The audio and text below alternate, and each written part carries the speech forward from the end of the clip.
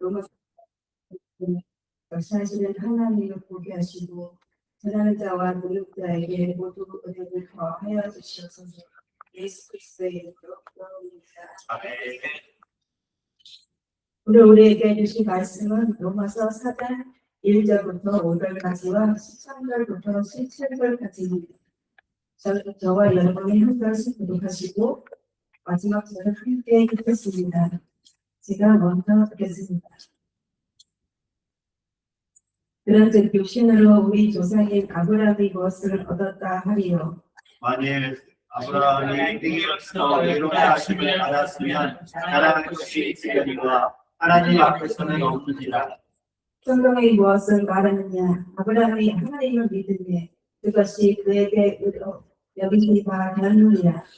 일하는 자에게는 그 삭시를 의롭다고 여기시니 아니하고 무엇으로 여길 수 있느니와.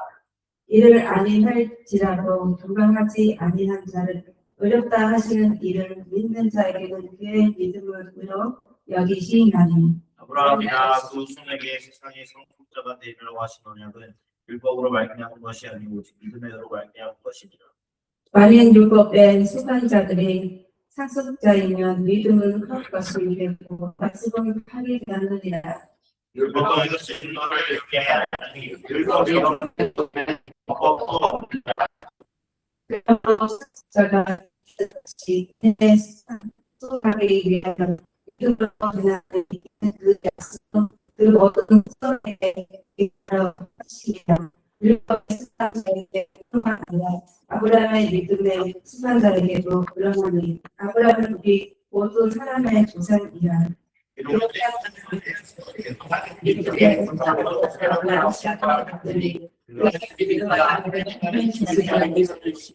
없는 자는 믿을 것으로 없으시리라.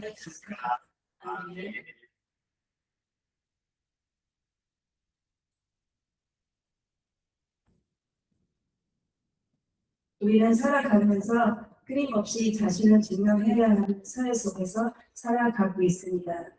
사람들은 더 좋은 학벌, 더 좋은 직장, 더 많은 성취와 결과를 통해 자신의 가치를 인정받으려 합니다. 현대 사회는 사람의 존재 자체보다 얼마나 성공했는가, 얼마나 능력이 있는가 더 중요하게 생각하는 사회가 되었습니다. 독일에서 활동하는 철학자 한 명절은 필요사회라는 책에서 현대사회는 선거사회라고 설명합니다. 과거의 사회가 억압과 통제를 통해 삶을 움직였다면 오늘날의 사회에서는 너를 할 수 있다, 더 성공해야 한다, 더 성장해야 한다는 그 긍정적인 압박 속에서 사람은 끊임없이 몰아붙인다고 합니다. 사람들은 자유로운 것처럼 보이지만 사실은 자기는 끊임없이 증명하고 살아가고 있는 것입니다. 이러한 사회에서는 사람들은 쉽게 지치고 피곤합니다. 또한 자신의 부족함과 연약함을 숨기며 살아갑니다. 왜냐하면 부족한 모습을 보이면 인정받기 못하기 때문이라고 생각합니다. 저도 역시 이주여성으로 한국에 와서 살아가면서 이런 현실을 많이 경험하였습니다. 언어가 부족하고 문화가 다르다는 이유로 위축되었던 순간도 없지 않았습니다. 교회 안에서도 잘해야 한다, 더 열심히 해야 한다, 그 부담이 느낄 때도 있었습니다. 하지만 하나님께서는 저에게 로마서 4장 중에 중요한 사실을 깨닫게 되었습니다. 하나님은 우리의 조건보다 능력보다 믿음을 먼저 보십니다. 하나님이 완벽한 사람을 부리시는 분 아니라 하나님을 신뢰하는 사람을 부리시는 분이라고 생각합니다. 여러분도 그렇게 생각하시죠? 오늘 말씀 중에 다름을 넘어 믿음으로 살아가는 공동체가 무엇인지 함께 나누고자 합니다. 로마서 4장에서 바울 아브라함이 어떻게 하나님 앞에서 의롭다 되었는지를 설명하고 있습니다. 당시 유대인들은 율법과 행위를 통해 하나님께 인정받고 있다고 생각하였습니다. 특히 아브라함은 유대인의 조상이었기 때문에 그들은 아브라함의 역시 행위와 순종을 통해 의롭게 된 인물이라고 이해했습니다. 그러나 그는 전혀 다른 이야기를 합니다. 아브라함이 하나님을 믿음에 그것이 그에게 의로 여겨진 바 되었느니라. 바울은 아브라함의 행위가 아니라 믿음을 통해 의롭다 함 받았다고 합니다. 그것이 그 당시 유대인들에게 매우 도덕적인 선언이었습니다. 왜냐하면 사람들은 자신의 행위와 공로를 통해 하나님께 인정받고 싶어하기 때문입니다. 오늘날 우리 사회 역시 마찬가지입니다. 현대 사회는 끊임없이 사람을 평가합니다. 얼마나 성공했는가, 얼마나 능력이 있는가, 얼마나 인정받는가. 사람들은 이러한 기준 속에서 살아가고 있습니다.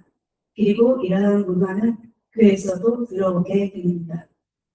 교회에서도 때로는 누가 더 오래 신앙생활을 했는가, 누가 더 많이 봉사했는지, 또 누가 더 헌신을 했는지, 누가 더 중심 역할을 했는지 이러한 기준으로 사람을 바라보게 될 때가 있습니다. 저는 다문화 공동체에 살아가면서 이러한 헌신을 자주 경험하였습니다. 특별히 이중의 성도들 가운데 문화와 언어 차이 때문에 스스로 위축시키던 분들이 또 있었습니다. 어떤 성도는 저에게 그렇게 말했습니다. 저는 한국말을 잘 못하니까 교회에 도움이 되지 않은 사람이라고 생각했다고 말했습니다. 저는 그 얘기를 들으면서 마음이 참 아팠습니다.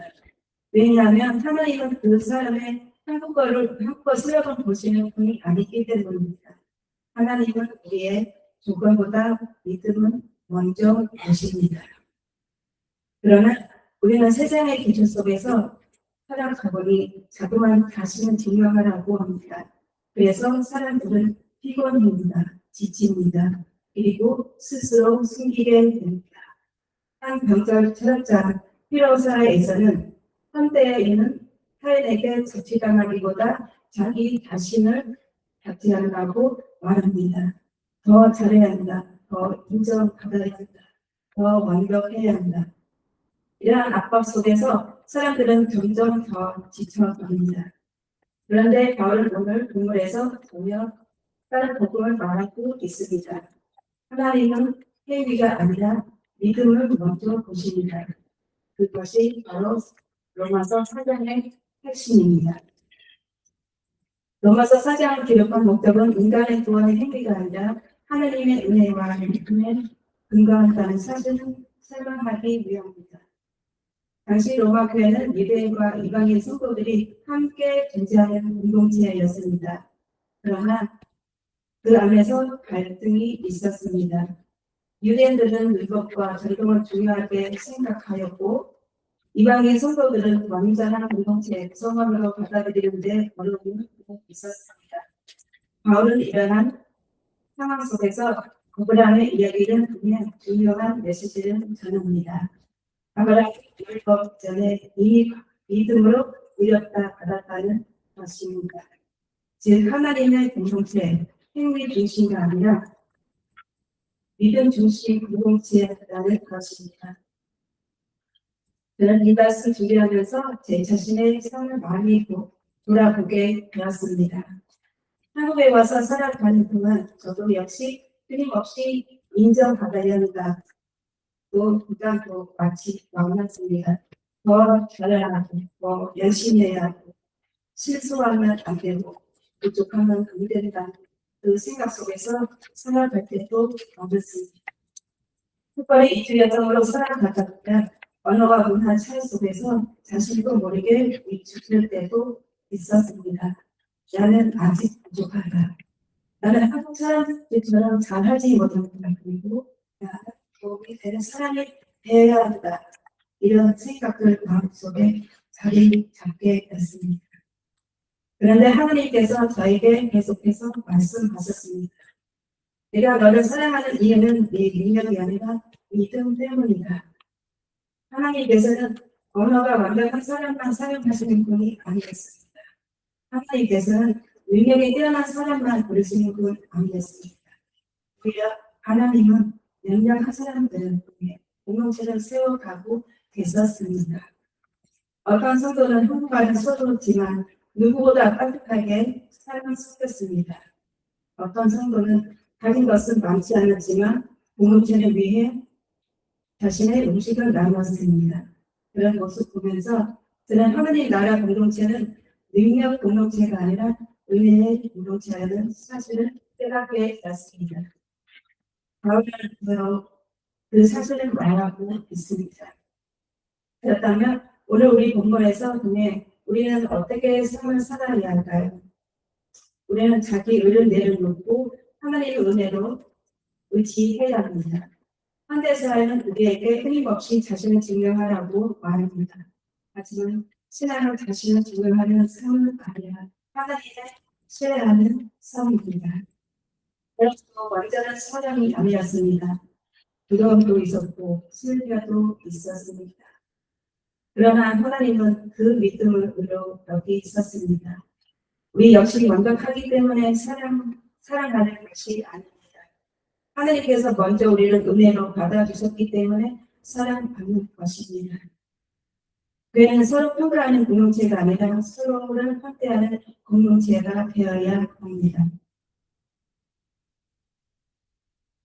우리는 헌신보다 하나님의 약속을 더 신뢰하며 살아가야 합니다. 17절에 하나님을 죽은 자를 살리시며 없는 것을 있는 것으로 부르시는 일이라고 말합니다. 헌신보다 하나님의 약속을 더 신뢰하며 살아야 합니다. 사람을 비교하고 평가하는 공동체가 아니라 연약한 사람을 품고 공동체가 되어야 합니다. 왜냐하면 하나님께서 먼저 우리를 은혜를 품어주셨기 때문입니다.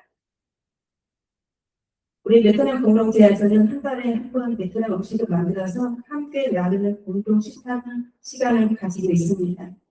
처음에는 단순한 식사 모임이라고 생각하였습니다.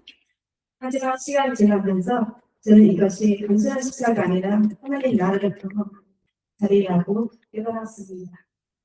한국말에 익숙하지 않은 두려움이 있던 성도가 있었습니다. 그 성도는 예배 드린 후에도 사람들과 어울리지 못하고 늘 혼자 있었습니다. 그런데 어느 날 공동체 식사 시간에 직접 음식을 만들었고 그리고 자신의 이야기를 조금씩 하기 시작하였습니다. 사람들을 그 이야기를 들으면 함께 웃고 함께 공감하였습니다. 그 이후 그 성도는 조금씩 공동체에 들어오게 되었습니다. 저는 그 모습을 보면서 하나님 나라 공동체는 거창한 프로그램이나 뛰어난 능력을 통해 세워지는 것이 아니라 서로를 은혜로 받아들이는 자리라고 생각하였습니다. 사랑하는 성도 여러분, 우리는 성과 경쟁의 시대 속에서 살아가고 있습니다. 사람들은 끊임없이 자신을 증명하라고 말합니다. 그러나 오늘 로마서 4장에서 바울은 분명하게 말합니다. 아브라함이 하나님을 믿음에 그것이 그에게 위로 겪어지다. 하나님은 우리의 행위보다 믿음을 먼저 보십니다. 하나님은 우리 조건보다 하나님은 하나님의 신뢰 보십니다. 그러므로 교회는 사람을 평가하는 공동체가 아니라 서로를 받아들이는 공동체가 되어야 합니다. 특별히 다문화 시대 속에서 서로 다른 언어와 문화를 가진 사람들이 마음, 믿음 안에서 함께 살아가는 모습은 하나님 나라의 아름다운 모습입니다. 하나님은 오늘도 우리에게 말씀하십니다. 행위가 아니라 믿음으로 살아가라. 비교가 아니라 은혜 안에서 살아가라. 다른 영어 믿음으로 살아가는 공동체가 되어라. 이 모든 은혜가 우리 모두 삶의 가운데 함께 하시기를 축복합니다. 기도하겠습니다. 사랑과 은혜의 하나님, 성과와 경쟁 속에서 살아가는 우리를 긍휼히 여겨 주옵소서. 우리는 끊임없이 자신을 증명하라고 하였고 사람들에게 인정받기 위해 살아왔습니다. 그러나 오늘 말씀을 통해 하나님께서는 우리의 행위보다 믿음을 먼저 보신다는 사실을 깨닫게 하심에 감사드립니다. 아브라함을 믿음으로 의롭다 하신 하나님께서 오늘도 우리도 은혜로 받아주신 줄 믿습니다. 우리 공동체가 사람을 비교하고 평가하는 공동체가 아니라 서로를 품고 받아들이는 공동체가 되게 하옵소서. 특별 다문화 공동체 안에서도 언어와 문화의 차이를 넘어 믿음 안에서 하나 되게 하시고 서로를 통해 하나님의 나라를 경험하게 하옵소서. 연약한 자들은 품어주시는 교회, 상처받는 자들은 회복시키는 교회, 그 안에서 살아가는 공동체 되게 하옵소서. 예수 그리스도의 이름으로 기도드립니다. 아멘.